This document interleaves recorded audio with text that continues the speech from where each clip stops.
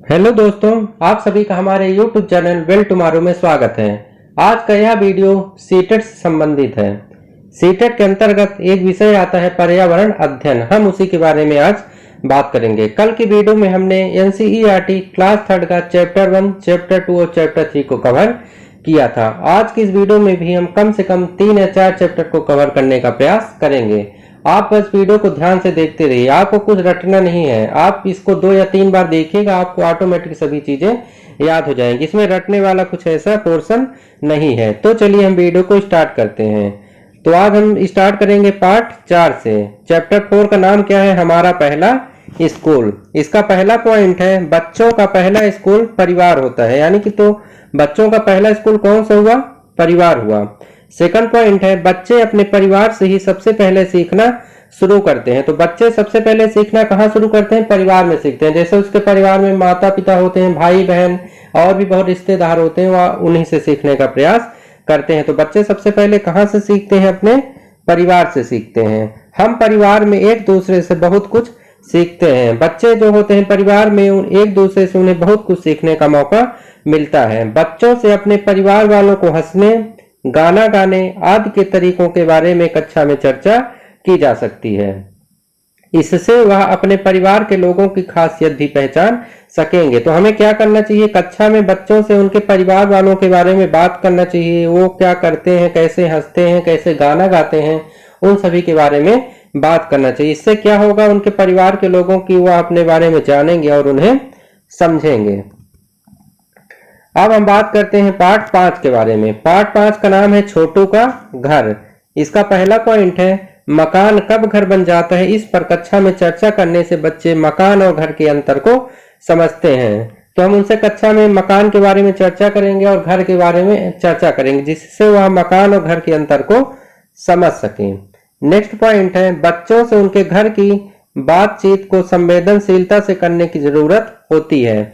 घर अलग अलग तरह के होते हैं। यह बात ध्यान में रखते हुए बच्चों से कमरों की बजाय घर के हिस्सों का प्रयोग करते हैं। इसमें यह बताया गया है कि बच्चों से उनके घर की बातचीत को संवेदनशीलता से करने की जरूरत होती है। मतलब उनके घर की जो बात उनके संवेदनशीलता के साथ करें, यानी कि अच्छे से करें, जिससे हर बात को समझें। नेक्स्ट पॉइंट है बच्चों से घर सजाने की प्रक्रिया पर बातचीत करने से उनमें स्थानीय सामग्री के उपयोग तथा त्योहार मनाने के महत्व को उभारा जा सकता है। यानी कि बच्चे घर को कैसा सजाते हैं, हम उनसे उस बारे में बात करेंगे। इससे उनमें क्या होगा कि जो स्थानीय सामग्री का उपयोग करते हैं उसके बारे में वो उसके बारे में जान सकेंगे। अब है पार्ट 6। पार्ट 6 का नाम क्या है? खाना अपना अपना। इसका पहला पॉइंट है बच्चे एक खुले माहौल में अपनी बात बेझिझक कहते हैं। एक दूसरे के बारे में सुनकर हम अपने खाने से जुड़ी संकुचित सोच से हट सकते हैं। इससे दूसरे लोगों के बारे में हमारी समझ बढ़ेगी। इस पॉइंट में यह बताया गया कि बच्चे जो होते हैं खुले वातावरण में अपनी बात एक दूसरे से खुल कर कहते हैं। जैसे बताएंगे हमारी मम्मी ने कल यह खाना बनाया था, वो बताएगा कि हमारी मम्मी ने यह खाना बनाया। तो इससे क्या होगा कि खाने से जुड़ी बातों से हट सकते हैं और एक दूसरे को समझने का प्रयास करेंगे। नेक्स्ट पॉइंट है बच्चों से संबंध बनाना और ऐसा वातावरण बनाना जरूरी है जहां उनकी बात संवेदनशीलता से सुनी जाए। यानी कि बच्चों से अच्छे संबंध बनाना चाहिए और ऐसा वातावरण का निर्माण करना चाहिए जहां पर उनकी बात को हम आसानी से सुन सके और समझ सके। नेक्स्ट पॉइंट है हांगकांग में लोग सांप से बना पकवान लिंग हु फेन खाते हैं। तो हांगकांग में लोग सांप से बना एक पकवान खाते हैं जिसका नाम क्या है? लिंग हु फेन। यह सीटेट में ज्यादातर पूछा जाता है। नेक्स्ट पॉइंट है कश्मीर में लोग सरसों के तेल में बनी हुई मछली खाते हैं। तो कश्मीर में लोग क्या खाते हैं? सरसों के तेल में बनी हुई मछली खाते हैं। नेक्स्ट पॉइंट है गोवा में लोग नारियल के तेल में बनी समुंदर की मछली खाते हैं। तो गोवा में लोग क्या खाते हैं? नारियल के तेल में समुंदर की मछली खाते हैं। यह सभी पॉइंट सीटेट में ज्यादातर पूछे जाते रहते हैं।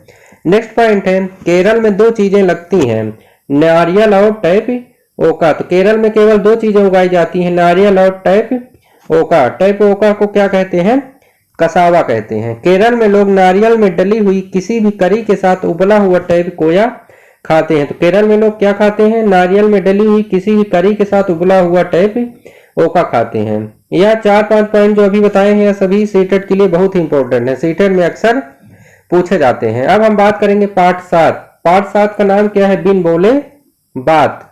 पहला पॉइंट है, जिन घटनाओं को बच्चे समझ जाएं, जिनसे वे स्वयं को जोड़ पाए, उनको ही चुनना चाहिए।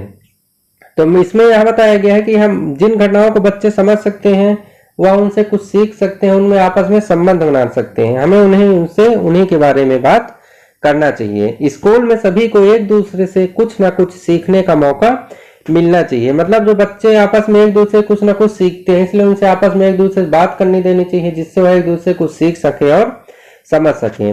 जो बच्चे बोल और सुन नहीं सकते, उन्हें स्कूल में इशारों से बात करने की भाषा सिखाई जाती है। यानी कि स्कूल में जो बच्चे क्या होते हैं, बोल नहीं पाते, सुन नहीं सकते, उन्हें क्या होता है, हम इशारों में बात करते हैं, जिससे वो इशारों के द्वारा किसी बात को समझ सके। नेक्स्ट पॉइंट है, हम सब में अलग अलग तरह की क्षमताएं होती हैं, कक्षा में इस पर चर्चा करवाई जा सकती है। जैसे हर बच्चों की अपनी एक अलग क्षमता होती है, कोई पढ़ने में तेज होता है, कोई खेलने में, कोई गाना गाने में, तो उनसे क्या होता है, हम उन पर एक चर्चा करा सकते हैं, जिससे एक दूसरे से कुछ सीखेंगे, क्योंकि हर बच्चा अपने आप में एक विशिष्ट बच्चा होता है, उसके पास कुछ ना कुछ अलग रहता है।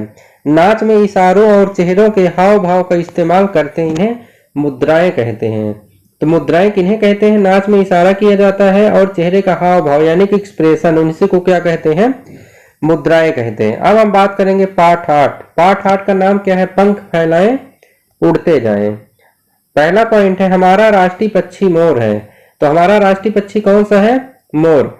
सेकंड पॉइंट है, बच्चे कक्षा से बाहर पक्षियों को देखेंगे तो कागज पर आसानी से उनकी पहचान कर पाएंगे।